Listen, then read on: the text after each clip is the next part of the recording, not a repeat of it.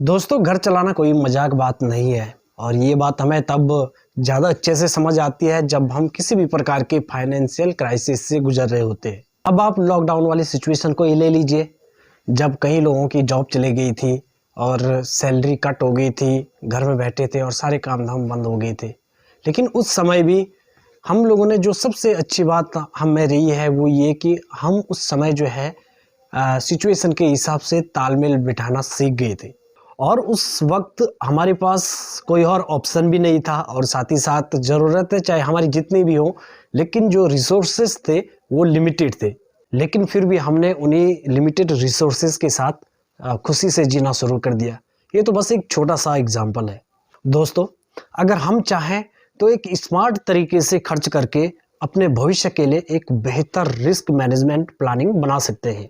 और ये प्लानिंग तभी सफल होगी जब हम घर से ही बचत की शुरुआत करेंगे, क्योंकि हमारे खर्चों का ज़्यादातर कनेक्शन हमारे परिवार की खुशियों और उनकी ज़रूरतों से ही जुड़ा होता है और हमें उन्हें पूरा भी करना चाहिए, लेकिन स्मार्ट तरीके से। तो दोस्तों, आगे हम इस वीडियो में सीखेंगे कि फैमिली के एक्सपेंसेस को कम करके सेविंग कैसे की जाती है। हेलो दोस्तों, नमस्कार। मैं हूं अशोक नेगी और स्वागत है आपका मेरे यूट्यूब चैनल में।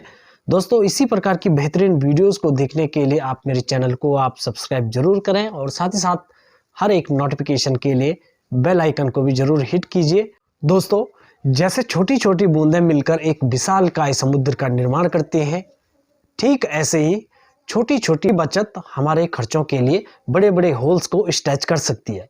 दोस्तों, छोटी ही सही, लेकिन हमें अपनी आमदनी का कुछ हिस्सा अपनी बचत के लिए जरूर इस्तेमाल करना चाहिए। और यदि अगर आप पति पत्नी हैं और दोनों ही जॉब कर रहे हैं तो आपके लिए 50-50 का जो नियम है, 50-50 लॉज, तो ये बड़ी आसानी से अप्लाई हो सकता है। आप ऐसे भी कर सकते हैं कि दोनों में से किसी एक की सैलरी को बिल्कुल भी हाथ ना लगाएं और ये आपके लिए फ्यूचर में एक बेटर सेविंग ऑप्शंस बन सकता है। दोस्तों, इसके अलावा सबसे ज़रूरी ये भी है कि हम अपने उन खर्चों को कम करें जिनकी ना तो हमारे लिए ज़रूरत है और ना ही वो ज़रूरी है। और इन खर्चों को कम करने की सबसे बड़ी ज़रूरत इसलिए भी है क्योंकि आप अकेले नहीं हैं, आपके साथ बहुत सारी जिम्मेदारियां जुड़ी हैं और आपका घर परिवार आपके पीछे है। दोस्तों, आपने भी अक्सर देखा होगा कि जब हमारी सैलरी आने वाली होती है तो हमारे सामने जो है लंबी चौड़ी बिलों की लिस्ट खड़ी रहती है, जिसमें तमाम बिल मौजूद होते हैं। वो आपके एजुकेशन लोन के हो सकते हैं, बिल पानी के हो सकते हैं, बिजली के हो सकते हैं, और या किसी प्रकार का आपको लोन अदा करना हो उसके हो सकते हैं। और इन सारी चीज़ों के अलावा भी बहुत सारी चीज़ें होती हैं जो आपको पेमेंट जिनकी करनी होती है। और इन सभी बिलों के अलावा जो हर महीने के आपके खर्चे होते हैं, जो तय खर्चे हैं, उनका क्या, वो भी तो पे करने ज़रूरी है। और इन खर्चों को देखते हुए कभी कभी तो हम फ्रस्ट्रेट भी हो जाते हैं। ऐसे में सेविंग करने की तो दूर, हमें खर्चे निकालने ही मुश्किल हो जाते हैं कि खर्चों को कैसे निकाला जाए। लेकिन दोस्तों, आपने कभी ये बात सोची है कि आखिर हमारे साथ ऐसा क्यों होता है? इसके पीछे क्या वजह है कि हम खर्चों के इस जाल में फंसते ही चले जाते हैं? दोस्तों, इन सारे खर्चों के बावजूद हमारी लाइफ में हम सेविंग कैसे कर सकते हैं, इसके लिए अपनी ज़िंदगी में हमें इस गोल्डन रूल को फॉलो करना होगा, जो है spend less than you earn. यानी कि जितना आप कमाते हैं हमेशा उससे कम ही खर्च करने की कोशिश करें। हाँ, यह थोड़ा सा मुश्किल जरूर है, लेकिन नामुमकिन बिल्कुल भी नहीं। को सबसे पहले अपनी फैमिली के अनावश्यक जो खर्चे हैं उनको कम करना होगा और अपने परिवार में एक कल्चर को डेवलप करना होगा, और वो है ट्रांसपेरेंसी का।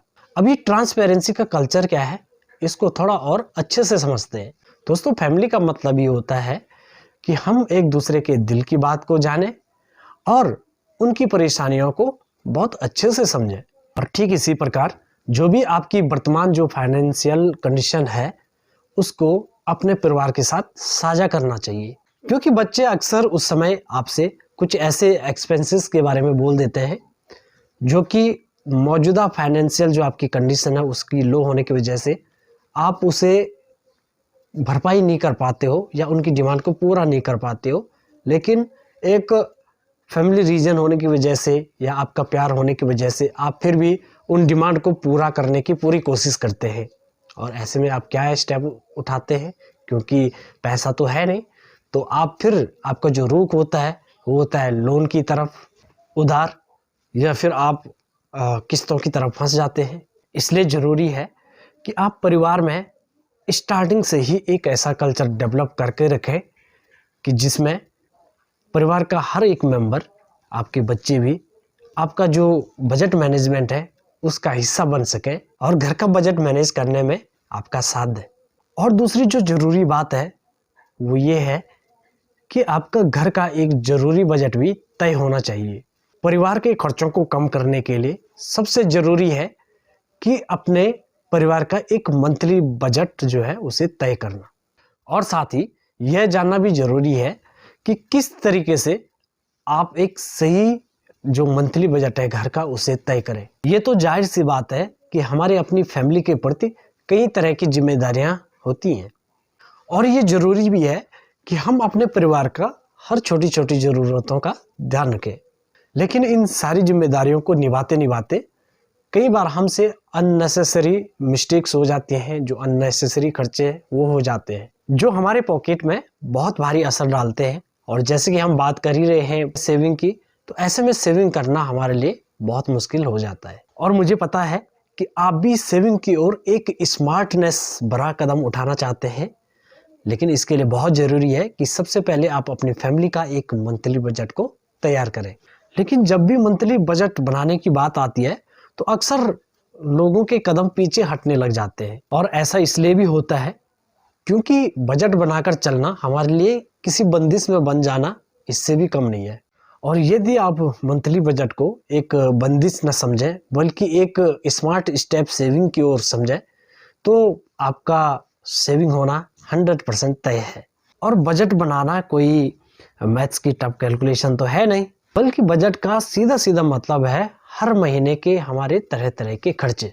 इसके लिए आपको ज़्यादा कुछ नहीं करना है, बस पूरे महीने के अपने खर्चों का अनुमान लगाना है और उसके हिसाब से आपको खर्चे करने हैं। सबसे पहले जब भी आप अपने घर का बजट बना रहे हो तो आप इनमें से कुछ बातों का ध्यान रख सकते हैं। जब भी आप घर के लिए एक मंथली बजट सेट कर रहे हो तो आप उन खर्चों पे कटौती कर सकते हो जो कि आपके लिए बिल्कुल भी ज़रूरी नहीं है। लेकिन इसका मतलब ये बिल्कुल भी नहीं है कि आप उन चीज़ों की भी कटौती कर रहे हैं जो आपके लिए ज़रूरी है, क्योंकि अक्सर ऐसा भी होता है कि बचत करने के चक्कर में हम अपने और अपना जो परिवार है उनकी बहुत सी चीज़ों पे मन मारना शुरू कर देते हैं। लेकिन ऐसा करने से पहले हमेशा एक बात ध्यान रखिए कि बचत करना तो बहुत अच्छा होता है, लेकिन जो हम इतनी भागदौड़ और मेहनत कर रहे हैं वो अपने और अपने परिवार की खुशियों के लिए ही कर रहे हैं। और दूसरी बात, अपने हर महीने हो रहे खर्चों को भी आप ध्यान में रखें। दोस्तों, जब भी आप फैमिली के एक्सपेंसेस को कम करने के लिए बजट बना रहे हो तो सबसे पहले आप उन खर्चों की लिस्ट बना सकते हैं जिनका हर महीने होना तय है, जैसे हर महीने आने वाला राशन, बिजली का बिल, पानी का बिल और डेली जो दिनचर्या में हमारी जो साग सब्जियां आती हैं और जो खर्चे हैं। ऐसे में आप यह जान पाएंगे कि हर महीने आपके किन चीज़ों में खर्चों का होना तय है, और इन सभी के लिए आप अपनी सैलरी का एक फिक्स अमाउंट उन खर्चों के लिए पहले ही निकाल के रख दें, और इससे आप सेविंग का एक बेहतर प्लान भी बना पाएंगे। लेकिन हाँ, यहाँ पे एक बहुत ज़रूरी बात भी करनी ज़रूरी है, जो कि है इमरजेंसी फंड। क्योंकि अगर आप बजट बनाते समय इस बात पर भी गौर करेंगे तो आपकी मंथली जो बजट प्लानिंग है वो बेहतर हो सकती है। यानी एक बजट बनाने के साथ आप पूरे महीने में खर्च हो रहे बजट के लिए एक सेट अमाउंट तय कर सकते हैं। लेकिन हाँ, ये भी हो सकता है कि समय हमेशा एक जैसा नहीं रह सकता, इसलिए हो सकता है कि किसी महीने आपके सामने कोई इमरजेंसी आकर खड़ी हो जाए और आपका पूरा बजट डिसबैलेंस हो जाए। तो अगर आप बचत करने का प्लान कर रहे हैं तो अपनी सैलरी में से हर मंथ होने वाले जो खर्चे हैं उनके लिए एक तय बजट आप अलग से निकाल के रखें, और साथ ही साथ किसी भी इमरजेंसी के लिए हमेशा तैयार रहे।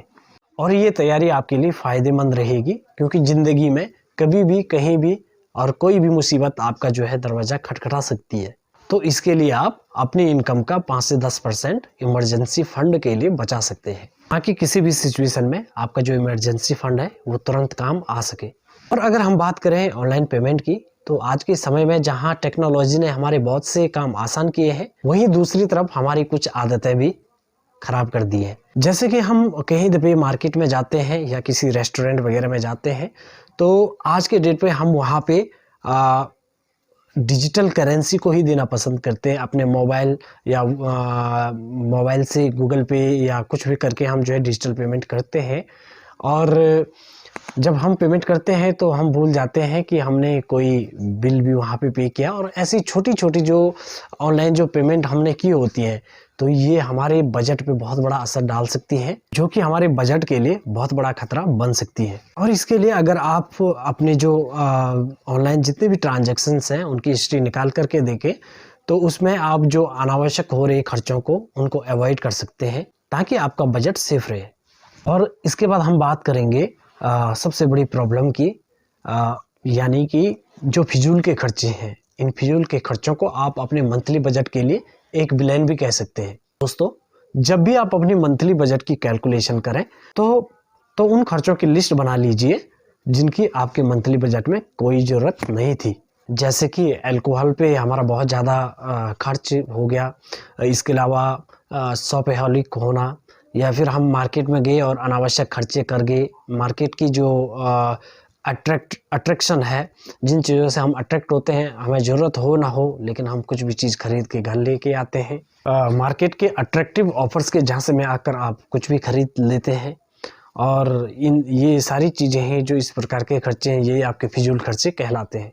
इसलिए बेहतर होगा कि फिजूल खर्चों के इस होल्स को आप टाइम रहते जल्दी से जल्दी भर दें, जिससे कि आपका जो मंथली बजट है वो डिसबैलेंस ना हो पाए। तो दोस्तों, ये थे फैमिली एक्सपेंसेस को कम करने के कुछ तरीके। तो दोस्तों, बचत से जुड़ी ऐसे ही रोचक जानकारी के लिए आप अभी सब्सक्राइब कीजिए हमारे चैनल को, और साथ साथ बेल आइकन को भी ज़रूर आप हिट कीजिए, ताकि हर एक वीडियो की नोटिफिकेशन आप तक पहुँचे। तो मिलते हैं ऐसी एक बेहतरीन वीडियो के साथ में। तो जल्द मिलते हैं एक नई वीडियो के साथ। तब तक के लिए आपका दिल से आभार और नमस्कार।